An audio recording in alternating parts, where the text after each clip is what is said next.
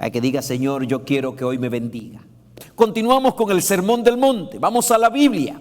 Quiero invitarte a que abras tu Biblia allí en San Mateo capítulo 5 y participemos juntos de este mensaje especial que tiene que ver con el Sermón del Monte. Mateo 5, 33 al 37. Ahí voy a trabajar. Mateo 5, 33 al 37.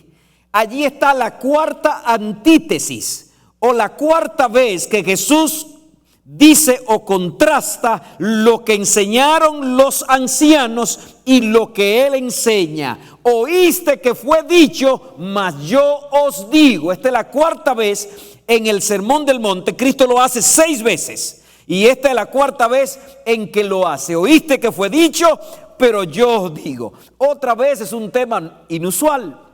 Otra vez un tema que no se acostumbra a estudiar. Voy a leer los textos. ¿Quiere que lea los textos? Versículos 33 a 37 de San Mateo 5. También habéis oído que fue dicho a los antepasados: no jurarás falsamente, sino que cumplirás tus juramentos al Señor. Pero yo os digo, dice Cristo, no juréis de ninguna manera, ni por el cielo, porque es el trono de Dios, ni por la tierra, porque es el estrado de sus pies, ni por Jerusalén, porque es la ciudad del gran rey, ni jurarás por tu cabeza, porque no puede hacer blanco o negro ni un solo cabello. Antes bien, sea vuestro hablar sí, sí o no, no. Lo que es más de esto procede del mal. Cualquiera podría decirme: pastor, ¿y por qué va a dedicar un sermón a ese tema? Habiendo tantos temas importantes que pudiera predicar, ¿por qué va a dedicar un sermón a hablar de los juramentos, de la honestidad cuando se habla? Óigame, si está en la Biblia, los necesitamos. ¿Verdad que sí, Dulce? Dulce me decía esta semana: ¿y cuándo se va a predicar un sermón acerca de hablar mentiras? Aquí está Dulce. Me lo estaba diciendo y ya estaba en camino. Cuando se predica la Biblia de manera sistemática, no se predica lo que yo quiero, sino el mensaje que aparece allí en la palabra de Dios. Esa es una ventaja de predicar así en serie. Van a haber sermones que cuando yo me pongo y miro, ya yo tengo estructurado una lista como de 20 sermones así del Sermón del Monte. No están hechos, pero está diciendo este sigue este. Y uno cuando mira el texto dice: wow, un sermón de eso. Yo nunca he predicado de eso. Y hay que detenerse. Pero es un momento lindo para decir: decirle: Señor, si está en la Biblia, tú tienes un mensaje para la iglesia hoy. Y este mensaje no solo está en la Biblia, está en el Sermón del Monte, que es el estilo de vida que deben vivir los hijos de Dios. Y no solo está en el Sermón del Monte, Jesús dedicó un momento especial dentro del sermón a hablar de eso.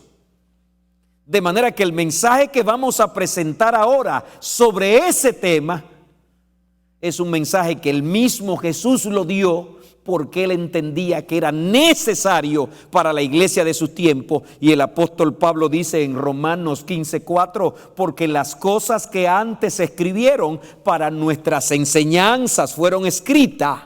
Sí, lo que se escribió ayer no es para que aprenda un poco de historia, lo que se escribió ayer es para nuestra enseñanza. Así que yo no te voy a decir que si te sirve el sombrero te lo ponga. Yo voy a decir que este sombrero nos sirve a todos, más vale que nos los pongamos, porque es palabra de Dios, es palabra de Dios para nosotros. Recordemos que hablar, nuestra manera de hablar, lo que proyectamos cuando hablamos, no si hablamos en un lenguaje muy culto o un lenguaje muy coloquial, no me estoy refiriendo a eso. Cuando hablamos, si somos honestos cuando hablamos, cuando cumplimos nuestras promesas, cuando cumplimos nuestros votos, cuando la gente confía en lo que decimos, estamos demostrando si somos cristianos. Ustedes recuerdan que el apóstol Pedro intentó una y otra vez esconder que era cristiano, intentó agacharse, intentó hablar y una mujer le dijo: verdaderamente tú también eres uno de ellos, porque aún tu manera de hablar te descubre. Aleluya, nuestra manera de hablar nos descubre. En el trabajo donde está, tu manera de hablar te descubre. En el vecindario donde vive, tu manera de hablar te descubre. Los amigos con los que está, tu manera de hablar le dice quién eres. Así que hoy vamos a tocar un punto clave en la vida cristiana. ¿Qué proyectamos con nuestra manera de hablar? Con el fundamento que le ponemos a nuestras palabras y qué tan confiables son nuestras palabras. Otra vez te aclaro que esto es Sermón del Monte. El Sermón del Monte me dice cómo debe verse un cristiano, pero no te dice que tú vas a lograr esos puntos por tu propia fuerza. El Sermón del Monte debe mandarnos a los pies de la cruz para que Dios nos transforme el corazón. Elena de White dijo en el libro Discurso Maestro de Jesucristo, página 61, refiriéndose a eso: quienes hayan aprendido de Cristo en su manera de hablar, tanto como en su vida, serán sencillos, sinceros y veraces. ¿Escuchó eso, hermano? Quienes hayan aprendido de Cristo en su manera de hablar, tanto como en su vida, serán sencillos, sinceros y veraces, porque se preparan para la comunión con los santos, en cuya boca no fue hallada mentira. De manera que si soy cristiano, el cristianismo empieza adentro. Hoy bautizamos a Élido. Estoy contento de verte aquí, Élido. Hoy bautizamos a Élido. Hoy usted pudo verlo bautizarse. Hoy él dio un testimonio público. Pero eso que usted vio hoy empezó hace mucho. Empezó adentro, donde nadie veía lo que estaba pasando en su corazón, pero el Señor estaba obrando. Lo mismo es en nuestra manera de hablar. El Señor empieza a trabajar adentro y luego se ve por fuera. A veces queremos ser cristiano, empezar por fuera, a ver qué pasa adentro. Y yo quiero decirte que cuando empieza a cambiar tu vida por fuera y no por dentro, nunca cambias adentro. Pero cuando empieza a cambiar por dentro, cambias afuera. ¡Aleluya! Ahí es que tenemos que pedirle al Señor que empiece a trabajar en nosotros de una manera especial. ¿Está listo? ¿Traíste en qué llevarte lo que te voy a regalar hoy? ¿Tienes en qué echar lo que te voy a dar? Te voy a regalar 3 puntos. Pastor, ya eso yo lo sabía, dirán ustedes. Y son los mismos 3 puntos de la semana pasada. Cristo está diciendo: oíste que fue dicho, mas yo os digo. Entonces hoy yo quiero mirar qué dijo Moisés, qué decían los líderes de los tiempos de Jesús y qué dijo Jesús. ¿Lo tiene ahí los 3 puntos? Porque Cristo está contrastando lo que ellos decían, pero lo que ellos decían supuestamente era lo que había dicho Moisés, pero Jesús le va a demostrar que lo que ellos decían no fue lo que dijo Moisés, y ahora Jesús va a confirmar lo que es la verdad correcta. ¿Qué legisló Moisés? ¿Qué enseñaban los escribas y fariseos en los tiempos de Cristo? ¿Y qué enseñó Jesús? Ahí están los 3 puntos. Te montas en el carro conmigo, vamos juntos, arrancamos. Si está allí en el chat, dile, allá vamos. Vamos a la carga, dilo ahí, escríbelo, vamos, en el nombre del Señor, vamos juntos. Eso me hace saber que ustedes no se me han desconectado y que están aquí conmigo. ¿Qué legisló Moisés? Primeramente, volvamos a leer el texto que nos ocupa hoy. También habéis oído que fue dicho a los antepasados, no jurarás falsamente, sino que cumplirás tus juramentos. Cristo aquí no está diciendo lo que dijo Moisés. Cristo está diciendo lo que los ancianos venían enseñando tradicionalmente, que supuestamente era lo que había dicho Moisés. Ahí está, me gusta que me están contestando. Están aquí, no se han dormido. Si alguien se duerme en la casa, lo voy a despertar de aquí gritándole bien fuerte. ¿Qué legisló Moisés? Te voy a regalar varios textos. Lo voy a leer rápido diciéndote qué legisló Moisés. ¿Qué dijo Moisés? Éxodo 27, te lo sabe, es el tercer mandamiento. No tomarás el nombre de Jehová tu Dios en vano, porque no dará por inocente Jehová al que tomare su nombre en vano. Ahí está, el tercer mandamiento está legislando sobre nuestra manera de hablar y no jugar con Dios ni con las cosas que tienen que ver con Dios, que son sagradas. Tercer mandamiento. ¿Qué más legisló Moisés? Deuteronomio 6:13. A Jehová tu Dios temerás, a Él solo servirás y por su nombre jurarás. ¡Wow! Está diciendo que sí, por su nombre jurarás. Deuteronomio 6:13. Otra cita, Levítico 19:12. No juréis en falso. No juréis en falso por mi nombre, profanando así el nombre de tu Dios. Yo Jehová. Es Dios que está diciendo, no juréis en falso por mi nombre, profanando así el nombre de tu Dios, yo Jehová. Otra cita, número 32. Cuando alguien haga un voto a Jehová o haga un juramento ligando su alma con alguna obligación, no quebrantará su palabra, hará conforme a todo lo que salió de su boca. Eso es lo que legisló Moisés. Y cuando usted empieza a mirar por uno y otro lado, Moisés no prohíbe el juramento, pero usted nota que Moisés circunscribe el juramento para momentos solemnes. Podemos ver que Moisés no está prohibiendo los juramentos, más bien lo está colocando en un alto sitial. En los tiempos de Moisés había un problema con el juramento. ¿Estás oyendo? En los tiempos de Moisés, el pueblo juraba por cualquier cosa. ¿Qué pasaba? El pueblo juraba por cualquier cosa y por cualquier causa. Habían convertido los juramentos en un asunto trivial. Por eso Dios mandó a Moisés a legislar en cuanto a los juramentos. Creo que todos venimos de vecindarios, de barrios, de lugares donde la gente habla de manera normal en su conversación, jurando constantemente. Te juro por mi madre, te juro por el cielo, te juro por fulano, te juro por esto.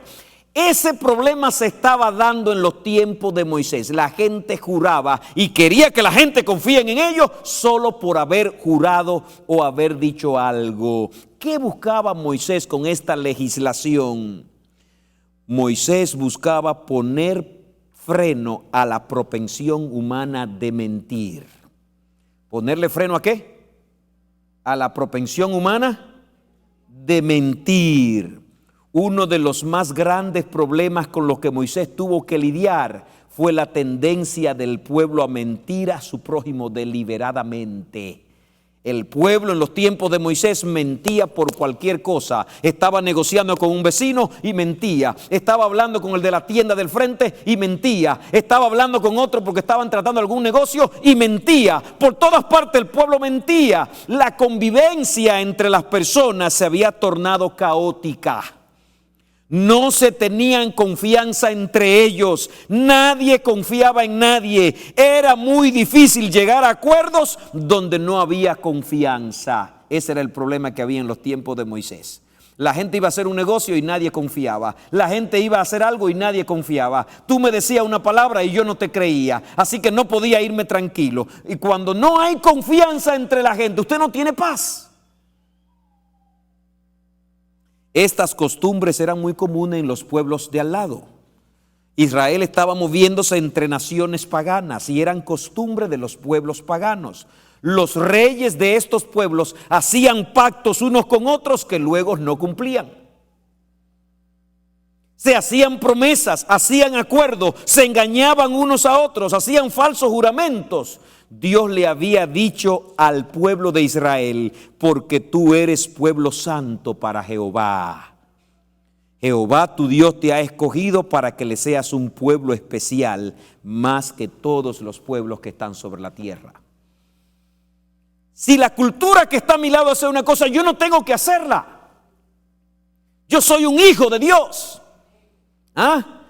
Si en el vecindario donde me desenvuelvo todo el mundo hace cosas que, bueno, no son malas, tan malas, pero son triviales, ¿por qué tengo que hacerla? Eres un pueblo santo, le dijo el Señor. Te he escogido como mi especial tesoro. No deben darse en ti las prácticas de estos pueblos.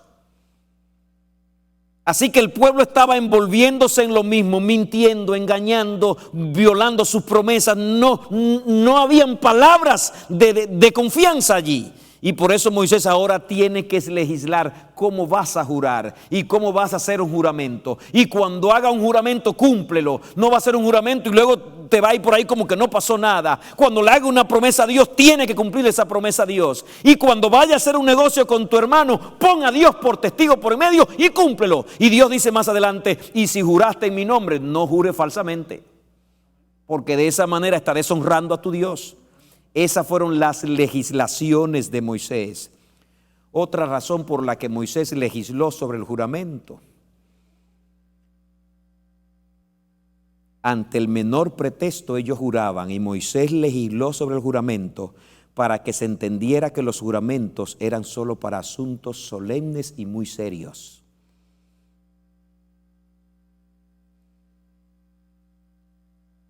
Cuando Jacob estaba muriendo, llamó a José. ¿Y qué hizo él que José hiciera? ¿Recuerdan la historia? Si están ahí, ¿recuerdan la historia? Dice que le dijo a José: mete tu mano en mi muslo. Era una manera de jurar. Mete tu mano en mi muslo y prométeme. Cuando los días de Israel tocaban a su fin, llamó a José su hijo y le dijo: si he hallado ahora gracia en tus ojos, te ruego que ponga tu mano debajo de mi muslo y que me trates con misericordia y lealtad. Eso es Jacob diciéndole a su hijo José: quiero que seas leal. ¿Juramento, sí o no? Entonces Moisés no está en contra de los juramentos, pero los juramentos son para momentos solemnes como esto. Y ahora le está diciendo: José, quiero que cumpla lo que te voy a pedir. Jacob iba a morir. Lo que le estaba pidiendo a José era algo después que él muriera. Así que Jacob no iba a ver el cumplimiento de José, pero por el juramento que José le estaba haciendo, él iba a morir en paz, confiando que su hijo lo iba a cumplir. Pero si los juramentos seguían siendo algo para cualquier cosa, seguían siendo un relajo, seguían siendo algo trivial, entonces en momentos como este, Jacob no iba a morir tranquilo.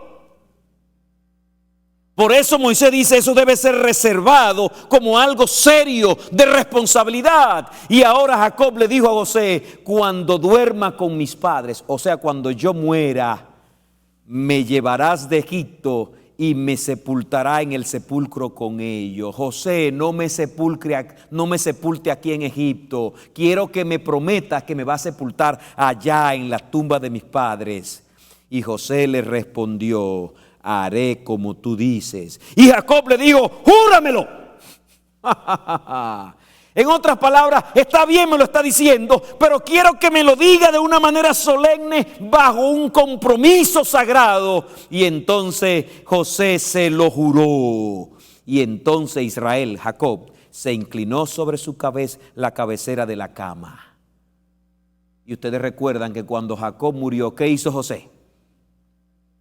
Tomó el cuerpo de su padre y fue y lo sepultó allá en Canaán, donde habían sepultado el otro resto de la familia.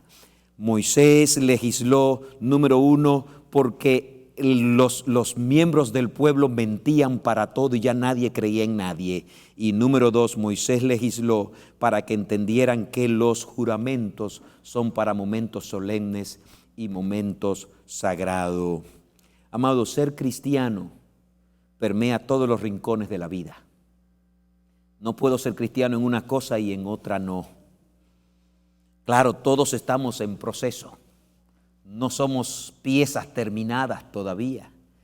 Y quiero decirte un secreto, nunca seremos piezas terminadas y yo doy gracias a Dios por eso. Porque aun cuando seamos redimidos y estemos viviendo con el Señor por la eternidad, el Señor seguirá trabajando en nosotros, haciéndonos cada vez más parecidos a Él.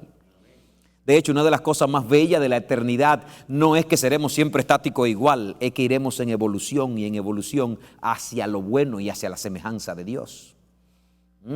Pero ser cristiano lo permea todo, ser cristiano lo toca todo. No puedo ser cristiano en esto y en esto no. No puedo ser cristiano en una cosa y en otra no. Hay personas que han dicho, no, eso es la iglesia, pero ahora estoy en mi negocio, y negocio. No, usted es un cristiano en el negocio.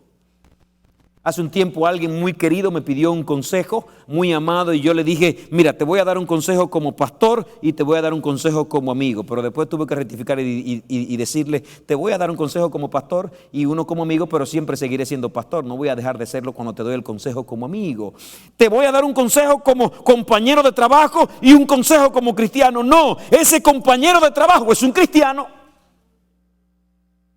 El Señor, la vida cristiana debe permearlo todo y debe tocarlo todo. Las palabras de un hijo de Dios deben ser reconocidas como palabras de verdad. Cuando un hijo de Dios dijo algo, la gente debe estar tranquila porque lo dijo un hijo de Dios. Debe estar confiado. Hasta en las promesas sencillas y ligeras. Cuando yo leía esto, yo dije, oye, hay cosas que yo mismo tengo que detenerme a revisar. Porque a veces tú puedes decir una cosa y no mientes ni engañaste, pero luego no pudiste y no cumpliste y luego sigue normal. No fue un delito grande, pero no cumpliste.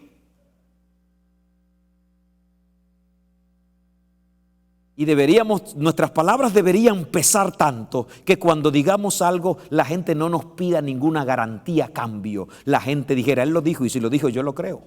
Claro, no te estoy diciendo que vaya ahora a firmar un contrato de la compra de una casa o de algo grande y no firmes el contrato. Ahora, tú debes cumplir con eso aunque no esté el contrato si diste tu palabra en el nombre del Señor. Eso enseñó Moisés. ¿Qué enseñaban los escribas y fariseos? Aquí el hilo es un poco fino, pero Jesús lo descubrió. Y si Jesús tuvo que contradecir a los escribas y fariseos es porque ellos enseñaban diferente a Moisés. A mí me tocó sentarme a estudiar todo el panorama para entender dónde estaba la diferencia en lo que enseñó Moisés y lo que enseñaban los escribas y fariseos. ¿Qué enseñaban los escribas y fariseos? Oíste que fue dicho a los antiguos, no perjurarás. Algunas versiones dicen no jurarás en falso, sino que cumplirá el Señor tus juramentos. Aquí había una mezcla de algo que Moisés dijo y que no dijo. Los escribas y fariseos eran estrictos legalistas. ¿Qué es un legalista? Es bueno que entendamos bien eso porque los adventistas tenemos una vena legalista muy fuerte. El adventista tiene una vena legalista.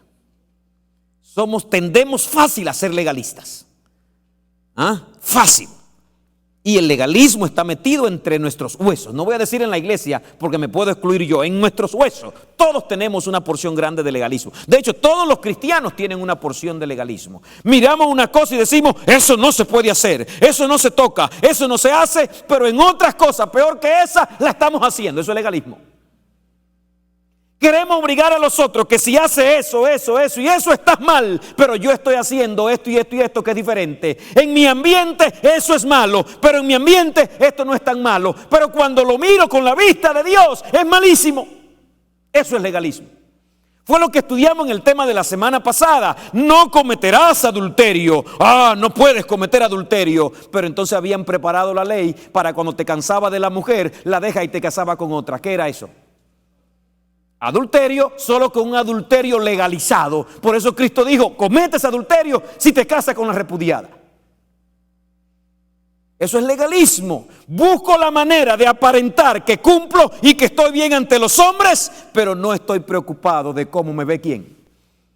de cómo me ve Dios. Y yo tengo que cuestionarme sobre eso muchas veces. Y tú tienes que hacerlo. ¿Cómo actuamos cuando estamos en un escenario donde nos están viendo? ¿Y cómo actúo cuando estoy en un escenario donde no me están viendo? Nos pasa a todos. Eso es legalismo. Quiero verme bien ante la gente. Quiero verme bien ante la ley. Quiero verme bien ante la tabla con lo que la gente me mide. Quiero verme bien, pero recuerden que Dios no mira lo que está delante de sus ojos. Dios mira el corazón. Eran estrictos en cumplir la letra de la ley y dejaban de lado el espíritu de ella. ¿Qué es el espíritu de la ley? El propósito fundamental de la ley. En su vida y en su práctica violaban la esencia de la ley, mientras que hacían parecer que la cumplían de manera estricta. Lo mismo que hicieron con el matrimonio, ya acabo de mostrárselo, pero en cualquier caso repudiaban a su mujer. Lo mismo hicieron en el tema de los juramentos. Ellos llegaron a enseñar que el único problema que había con los juramentos era cuando había perjurio. ¿Cuando había qué? Por eso algunas versiones dicen no perjurarás, que es no jurarás en falso. Se estaba refiriendo a ese momento cuando usted bajo voto de ley decía voy a decir la verdad y nada más que la verdad, y usted mentía. Ellos decían eso es un pecado fatal, decían ellos, y de hecho lo es. Perjurio es mentir en el juicio, habiendo jurado decir la verdad y tú mentir. Perjurio es lo que pasa con el matrimonio, cuando públicamente tú juras y prometes ser fiel a esa mujer en las buenas y en las malas, y luego ante el primer crisis sale corriendo. Eso se llama perjurio. Prometí ser fiel, pero no lo soy. Prometí decir la verdad y nada más que la verdad, y no la estoy diciendo. Y en ese punto los escribas fariseos estaban bien, pero todo el tema de juramento lo circunscribieron en eso. Después de eso, a no ser perjurio, hacían todo tipo de juramento sobre cualquier cosa, y si no cometían perjurio, no eran culpables ante la ley. Con frecuencia engañaban a cualquiera, habiendo jurado por el cielo, por la tierra, por Jerusalén y hasta por su propia cabeza. Te lo juro, decían, te lo juro por el cielo. Pero como no habían prometido decir la verdad y nada más que la verdad, engañaban a la persona con la que hacían el trato. Ese era el ambiente en los tiempos de Jesús. Ellen de White dice que en los tiempos de Jesús era un caos también. La gente tenía tecnicismo y argumentos para hacerle creer al otro que lo prometía, y luego decía, este loco cree que yo le prometí nada. Y era un completo desastre. Eso es legalismo. Si cumple ciertas formas, costumbres y tradiciones, estás bien. Para algunos eso es sinónimo de santidad, pero olvidan la esencia de la ley, la misericordia y la justicia. Ustedes recuerdan cuando vinieron donde Jesús los escribas y fariseos, tus discípulos están cosechando en sábado. Bueno, la caminata se había hecho tarde, no habían comido nada y vienen pasando por los sembrados, restregaron un poco de trigo ya que estaba seco y empezaron a comerlo en la mano allí. Oh, tus discípulos están cosechando en sábado, legalismo. Y Cristo tiene que decirle, ¿no habéis leído en la ley cuando Moisés llegó y el sacerdote Abiatar le dio los panes de la proposición que solo podía comer él y ellos lo comieron? ¿No habéis leído cuando pasó eso con David? ¿No habéis leído que los sacerdotes violan el sábado y son sin culpa? Misericordia quiero y no sacrificio. La esencia de la ley es la misericordia y ustedes lo habéis convertido en un legalismo y una carga. Eso es legalismo, cumplo una forma pero violo otra. Para algunos eso es sinónimo de santidad. Algunos que no tienen concepto de santidad, cuando ven a una gente muy recta, esa persona es santa. No. La semana pasada aprendimos que bueno, no fue aquí la semana pasada, es que he predicado esta semana como 4 veces y yo no sé dónde fue que prediqué. Pero en uno de los sermones enseñaba, en una cita de Ellen de White, que la santidad empieza a medirse en la compasión por los demás. ¿Y dónde que se manifiesta que estoy siendo santificado? Cuando tengo compasión, misericordia por los otros. Ahí es que empieza, pero a veces yo creo que la persona más santa es la más rígida, que la persona más santa es la que sigue todas las formas y todas las reglas. Por eso Jesús le dijo, y de ahí se desprenden estos mensajes: si vuestra justicia no fuese mayor que la justicia de los escribas y fariseos, no entraréis en el reino de los cielos. Ustedes lo ven a ellos muy santos, pero para ustedes ser parte de mi reino, tienen que superarlos a ellos en santidad, porque la santidad de ellos es por fuera. Y ahora Cristo en estos 6 tópicos, hoy el cuarto, empieza a demostrarle que ellos eran santos por fuera, pero negaban la eficacia de la santidad en sus corazones. Nuestra santidad empieza en el corazón, en la transformación que Dios quiere darnos. El legalismo censura las formas, pero el legalismo no censura el orgullo. ¿Censura el orgullo? El legalismo censura si dijiste las palabras o no las dijiste, si cumpliste exactamente este punto o no, si te lavaste la mano o no te lavaste, si arrancaste en piga en sábado o no la arrancaste. Pero el legalismo no censuraba el orgullo, la lujuria de los ojos o el ser diferente ante las necesidades ajenas. Por eso 2 líderes judíos, escribas y fariseos, pasaron junto a un hombre caído en el camino, herido y como muerto. Eran tan santos y legalistas que dijeron: si lo toco no puedo entrar al templo, si lo toco no puedo hacer la ceremonia. Legalista, era más importante la ceremonia, era más importante el ritual que ser compasivo y benévolo con alguien que estaba muriendo. Eso es legalismo. Yo te pregunto, si vienes para la iglesia en sábado, el día del Señor, y te encuentras con alguien que te necesita en el camino, ¿qué harás? ¿Qué harás? Te encuentras con alguien caído, ¿serás tú ese día el buen samaritano o serás ese día el sacerdote o el levita? Pero a veces estoy tan preocupado por el programa, por el atento, pero Dios fue que te lo puso delante. Dios fue que te lo mostró para que lo socorra, para que lo bendiga, para que lo ayude, para que estés con Él. Deberíamos pedirle a Dios que abra nuestra mente para no mirar la letra de la ley, sino el sentido propio de la ley. Por eso Pablo diría bastante que el fin de la ley es el amor. Si somos la iglesia adventista, el pueblo de la ley, el pueblo que está llamado a levantar la ley, debemos ser el pueblo del amor, de la compasión y de la misericordia, porque ley es amor, es misericordia. La ley es un trasunto del carácter de Dios y Dios es amor. El que guarda la ley se parece a Dios, es misericordioso, es justo, le molesta lo mal hecho, le molesta la injusticia, pero es compasivo. Ahí tiene que ser. Así que ellos condenaban el perjurio. Si perjuraste, si fuiste al juicio y prometiste decir la verdad y no lo dijiste, eso es un pecado. Pero si vas por la calle y juraste, no, eso no es malo. Si engañaste a alguien jurando y lo enredaste, no, eso no es malo. Enseñaban que unos juramentos eran obligatorios de cumplirse y otros no. Y le voy a dar un ejemplo bíblico para que no parezca que yo estoy sacando esto por los cuernos. Enseñaban que habían juramentos que usted tenía que cumplir y habían juramentos que usted no estaba obligado a cumplir. Por ejemplo, y le voy a citar San Mateo 23. Puede buscar San Mateo 23, los versículos 16 al 22.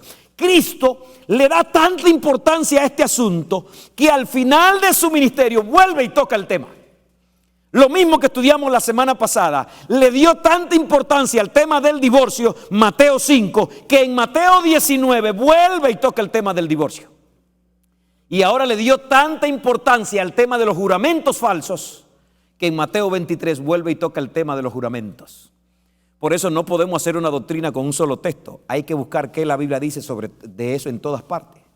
Miren cómo Jesús los reprende. Escribas y fariseos hipócritas. Ay de vosotros, guías ciegos, que decís, si alguien jura por el templo, no es nada. ¿Qué decían ellos? Si alguien jura por el templo, eso no es nada. Si tú juraste por el templo, tú no tienes que cumplir ese juramento. Pero si alguien jura por el oro que está dentro del templo, tú tienes problemas, tú eres deudor, tienes el compromiso de cumplir. Ahora mire qué habilidades tenían. Y yo estaba haciendo un negocio contigo y tú decías, júramelo, te lo juro por el templo. Y si tú no sabías ese secreto, que el que jura por el templo no está obligado, tú creías, y ahora yo hacía lo que me daba la gana. Cuando íbamos ante la ley, no, yo le juré por el templo. Ante ellos mismos, por el templo fue, no, él no está obligado. Ahora, si una persona se decía, no me lo jure por el templo, júramelo por el oro, por las ofrendas de oro que están en el templo. Te lo juro por el oro. Entonces era deudor, era obligatorio. Y Cristo le dice, insensatos y ciegos, porque ¿cuál es mayor, el oro o el templo que santifica el oro? Noten cómo estos escribas habían inventado mucho subterfugio para engañar a la gente. Habían tomado lo que Moisés tomó como serio y ahora la gente podía jurar dependiendo por qué jurara. Jesús les dice, también decís, si alguien jura por el altar, no es nada. Es decir, tú no tienes compromiso. Pero si alguien jura por la ofrenda que está sobre el altar, es deudor. Y Jesús vuelve y le dice, necios y ciegos, ¿cuál es mayor, la ofrenda o el altar que santifica la ofrenda? El que jura por el altar, jura por él y por todo lo que hay sobre él. Y el que jura por el templo, jura por él y por todo lo que hay en el templo. El que jura por el cielo, jura por el trono de Dios, porque por aquel que está sentado en el trono. Esa era una manera estratégica. Puedes jurar por el cielo, pero no puedes jurar por Dios. Pero ¿quién mora en el cielo? Puedes jurar por el altar, pero no por la ofrenda. ¿Y a dónde está la ofrenda? Puedes jurar por el templo, pero no por la ofrenda del templo. Esos inventos se habían hecho y ahora la gente se inventaba muchas maneras para no cumplir sus promesas. Y en el juicio decían, no, yo no juré por la ofrenda, yo juré por el altar. No, él no está obligado a cumplir porque ese no es un juramento sagrado. Y Cristo le llama, ¿cómo? Nosotros deberíamos asegurarnos de no poner reglas necias también. Deberíamos asegurarnos como iglesia y como cristianos de no conducirnos por reglas sin sentidos. Por eso Cristo en un momento tuvo que enfrentarlo y decirle, habéis invalidado la ley por vuestras tradiciones.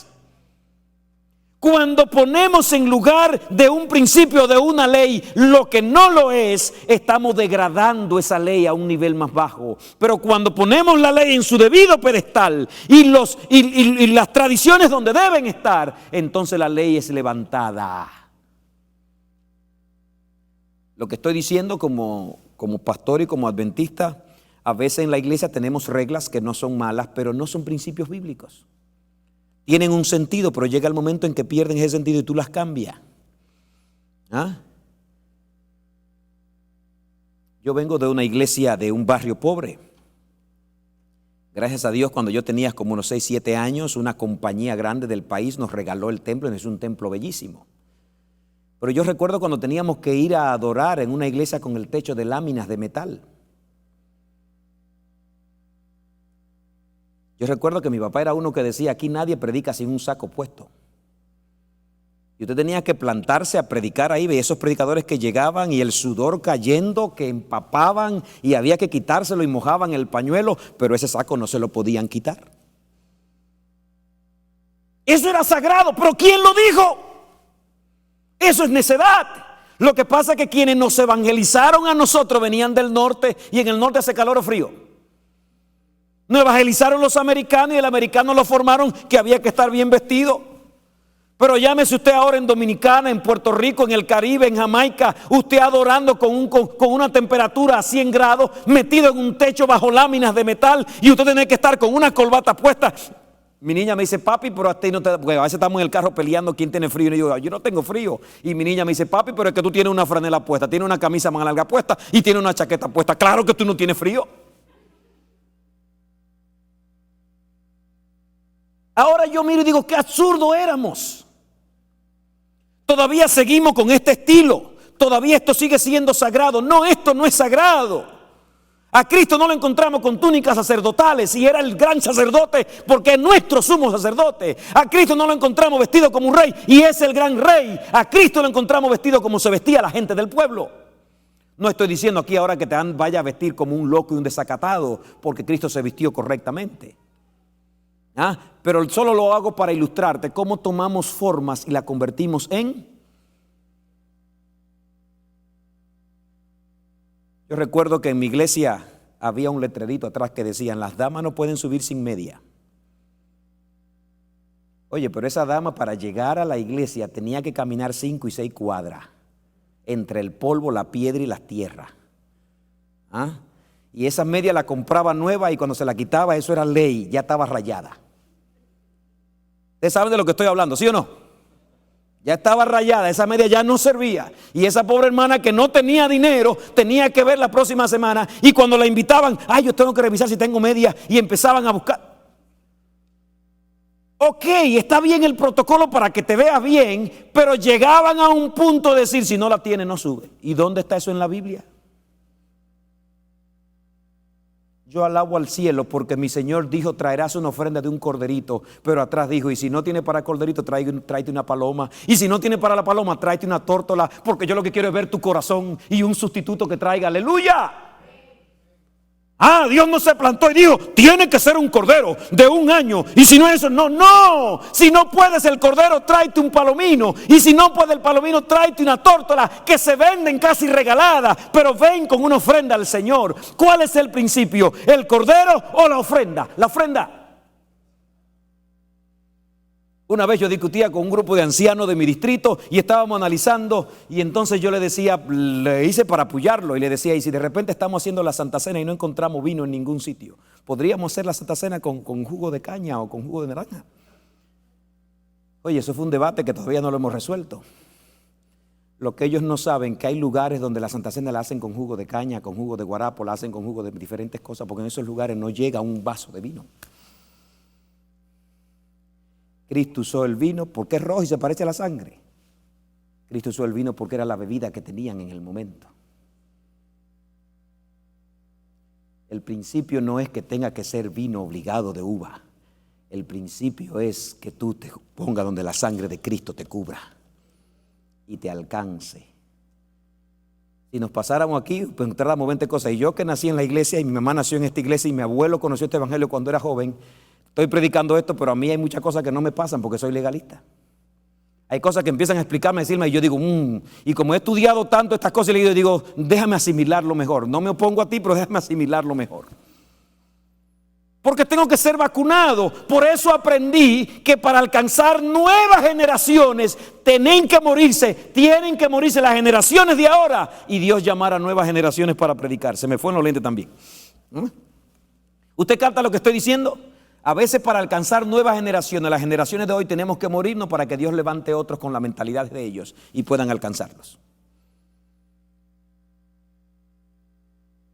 Por eso el pastor que está aquí predicando no puede predicar siempre. Hay que buscar la manera de que los más jóvenes también lo hagan, porque ellos vienen con una mentalidad más abierta a la de nosotros. No estoy diciendo corrompida. Los principios de Dios hay que mantenerlos. Los mandamientos de Dios hay que mantenerlos, pero las formas son transformadas y van cambiando. De hecho, a Cristo lo mataron y lo acusaron por violar la ley. A Cristo lo acusaron por violar la ley, por ser revolucionario, por cambiar la costumbre. Este no cumple la costumbre de los ancianos, dijeron de Cristo. Y sí, Cristo no guardaba la ley de los ancianos, pero guardaba la ley de Moisés.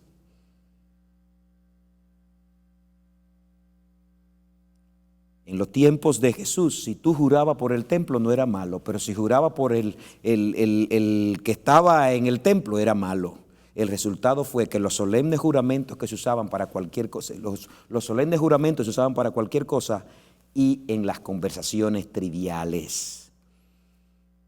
¿Qué tan responsables somos cuando damos nuestras palabras?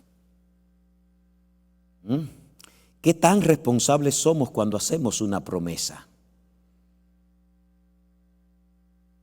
Cumplir promesas y compromisos dice que somos responsables y que nos tomamos a los demás en serio. ¿Pueden los demás creer en nosotros? ¿Cuánto valoramos una promesa o un juramento? Vamos al último punto. Te quiero invitar. ¿Qué enseñó Jesús? ¿Qué enseñó Jesús? Versículo 34 al 37. Pero yo os digo, no juréis de ninguna manera. Wow, esa palabra es fuerte. Ni por el cielo, porque es el trono de Dios, ni por la tierra, porque es el estrado de sus pies, ni por Jerusalén, porque es la ciudad del gran rey, ni por tu cabeza jurarás, porque no puede hacer blanco o negro un solo cabello. Pero vuestro hablar sea sí, sí, no, no, porque lo que es más de esto, de mal procede. ¿Será que Jesús prohibió completamente los juramentos? ¿O se refería a eliminar el jurar en las conversaciones comunes? Hay hoy una sociedad que se llaman los cuáqueros. Los cuáqueros no juran por nada en el mundo. De hecho, muchos países han tenido que establecer leyes para proteger a los cuáqueros, porque cuando llegan ante los tribunales no juran. Promete usted, no juran nada, porque dicen que esto es literal, que no se puede jurar para nada. Ellen de White, hablando de esto en el discurso Maestro de Jesucristo, dice que cuando Cristo habló de juramentos no se estaba refiriendo a los compromisos solemnes ni se estaba refiriendo a los juramentos legales. ¿Quieres que miremos algunos ejemplos? Revisemos la Biblia a ver si el Señor prohíbe tajantemente los juramentos. Te voy a poner casos del Antiguo Testamento, te voy a poner casos del Nuevo Testamento. A ver si el Señor prohibió los juramentos tajantemente. Abraham le dijo a su criado, ¿recuerda cuando Abraham quería casar a su hijo Isaac? ¿Lo recuerdan? Oye, no sabía que eran tan viejos, pero sí, lo recordamos. Cuando Abraham iba a casar a Isaac, llamó a su siervo Eliezer y le dijo, yo no quiero que mi hijo se case con mujeres de estas tierras, quiero que vaya a mi tierra y busque mujer para mi hijo. Y Abraham le dijo a su criado, al criado suyo, al más viejo de su casa, quien gobernaba todo lo que tenía, pon ahora tu mano debajo de mi muslo. Esa era una costumbre solemne. Pon tu mano debajo de mi muslo y júrame por Jehová, Dios de los cielos y de la tierra, que no tomarás para mi hijo mujer de la siga de los cananeos, entre los cuales yo habito. Y Eliezer se lo juró. Juramento está haciendo Abraham. ¿Solemne o no es solemne? Solemne. Ya estudiamos el caso de Jacob, cuando hizo a José jurarle. El mismo José, cuando estaba muriendo, dice la historia, e hizo José jurar a los hijos de Israel diciendo, Dios ciertamente os visitará y haréis llevar de aquí mis huesos. Otro juramento. Jonatán hace que David le jure. ¿Recuerdan la historia? Jonatán sabía que aunque él era el heredero natural, Jonatán sabía que el heredero era David porque Dios escogió a David. ¡Wow! ¡Qué nobleza! ¡Qué nobleza de Jonatán! Jonatán podía reclamar, yo soy el hijo mayor, el reino es mío, pero Jonatán se sometió a la voluntad de Dios.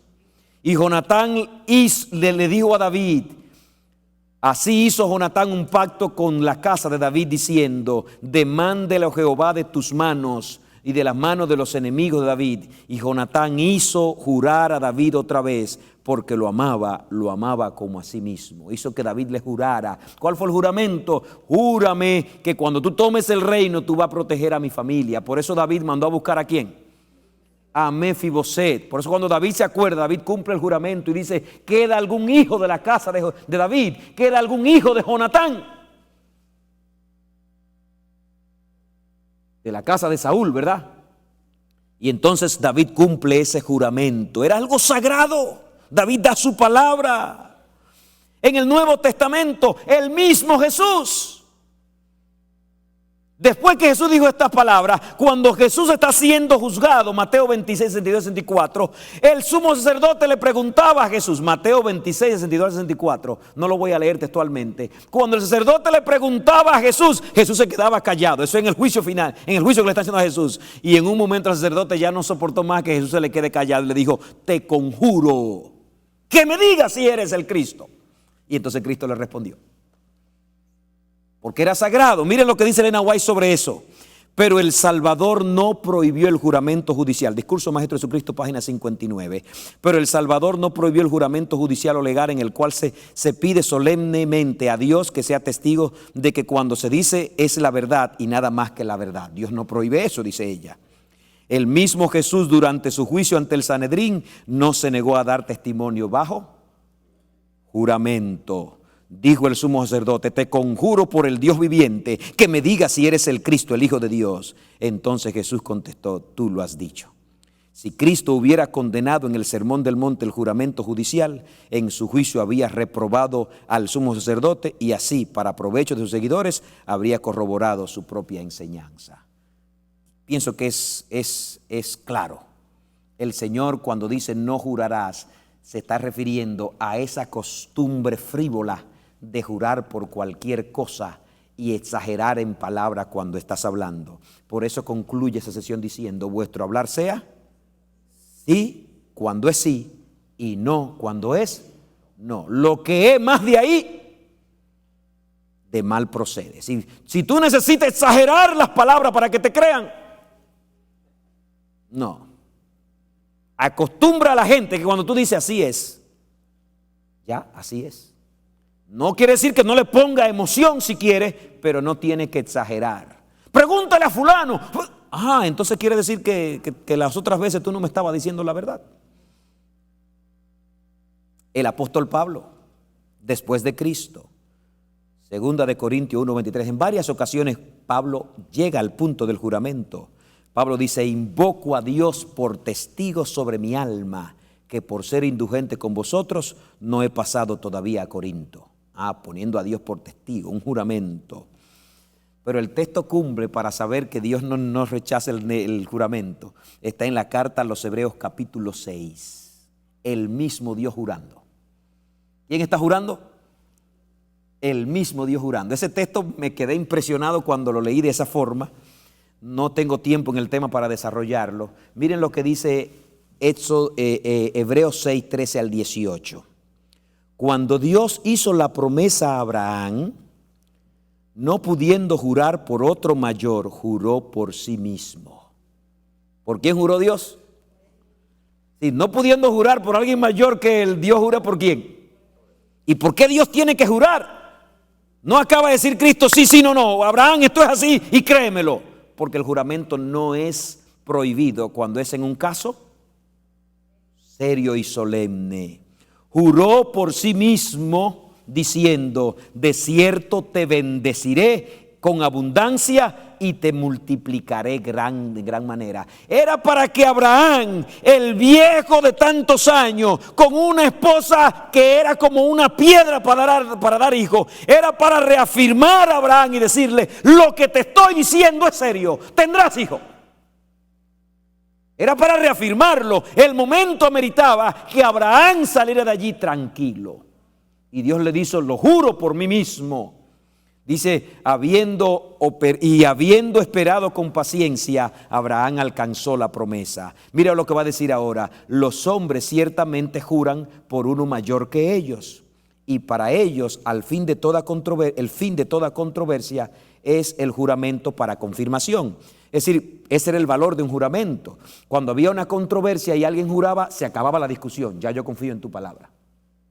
Eso era lo que quería salvar Moisés, que el juramento tuviera su pedestal. Y fue lo que quiso hacer Cristo también, o lo que Cristo mandó. Dice que con esto, por lo cual, queriendo Dios mostrar más abundantemente a los herederos de la promesa la inmutabilidad de su consejo, interpuso juramento. Note por qué Dios juró. Queriendo Dios mostrar más abundantemente a los herederos de la promesa la inmutabilidad, es decir, la invariabilidad, la seguridad de que era imposible que Él no cumpliera. Dice aquí que Dios hizo un juramento para que la gente sienta: esto es demasiado seguro, para que por dos cosas inmutables en las cuales es imposible que Dios mienta, tengamos un fortísimo consuelo, que hemos acudido para asirnos de la esperanza puesta delante de nosotros. Dios jura para que el pueblo tenga un fortísimo, un súper consuelo. Oye, Dios lo dijo, no solo lo dijo, Dios lo juró.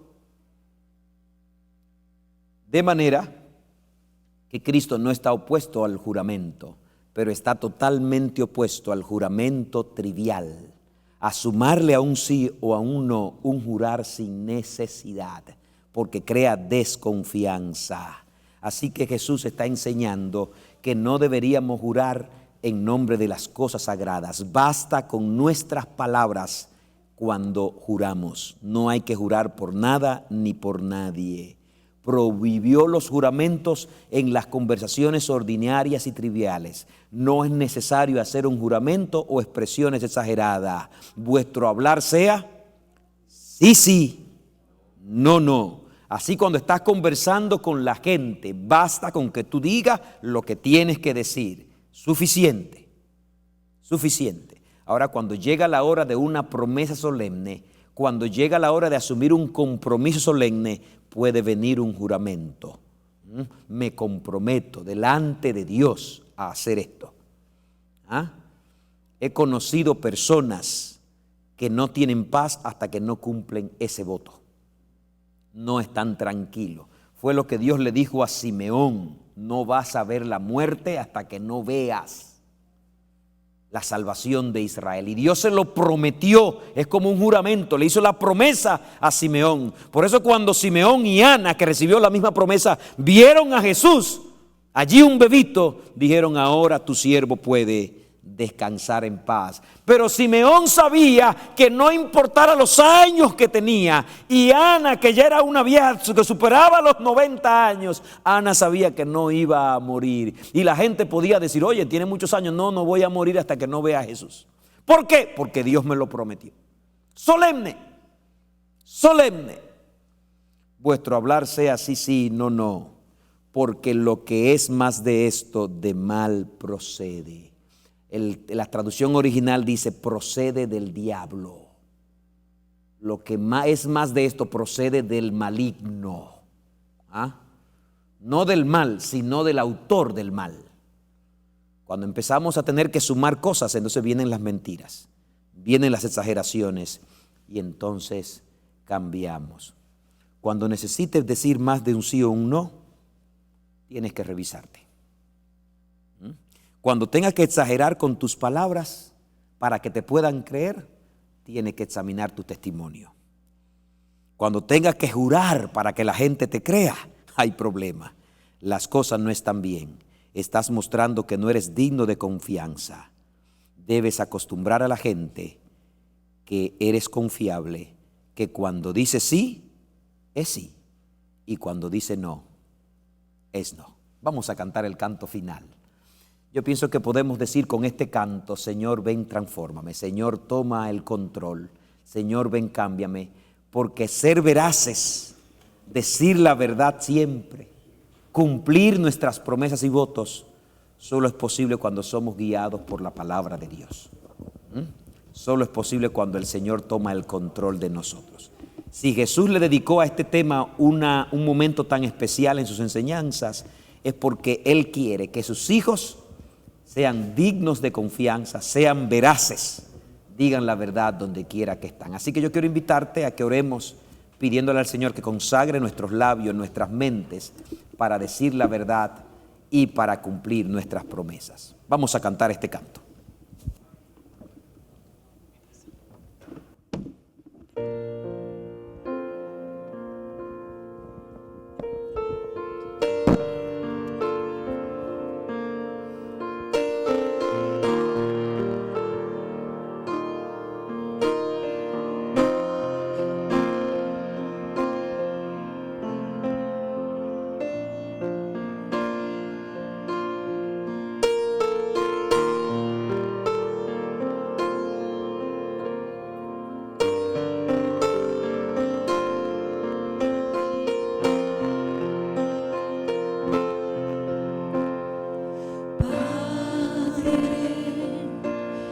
Vengo a tu presencia,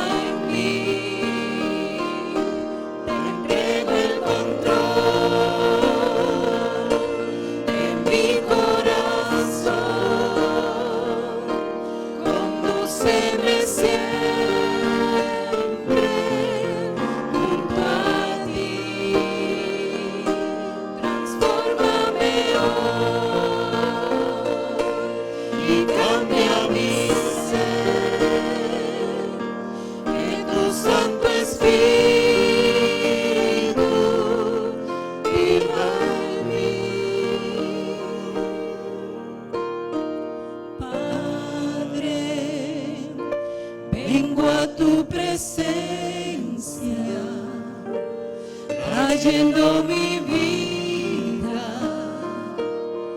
tal como está. Ahora descanso tranquilo, pues fui perdonado.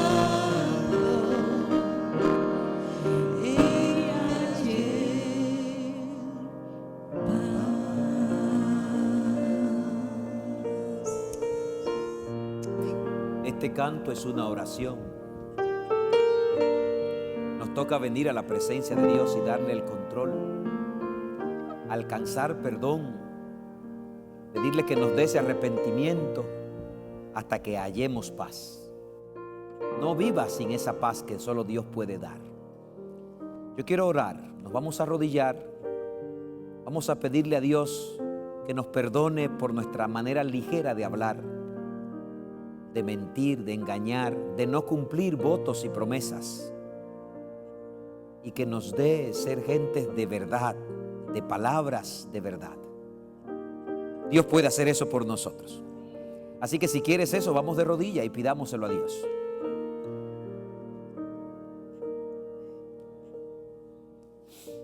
Oramos. Amado Dios y Padre bueno, Señor, ayúdanos a ser cristianos, no solo en algunas cosas, sino en todo. Danos la gracia de entender tu santa ley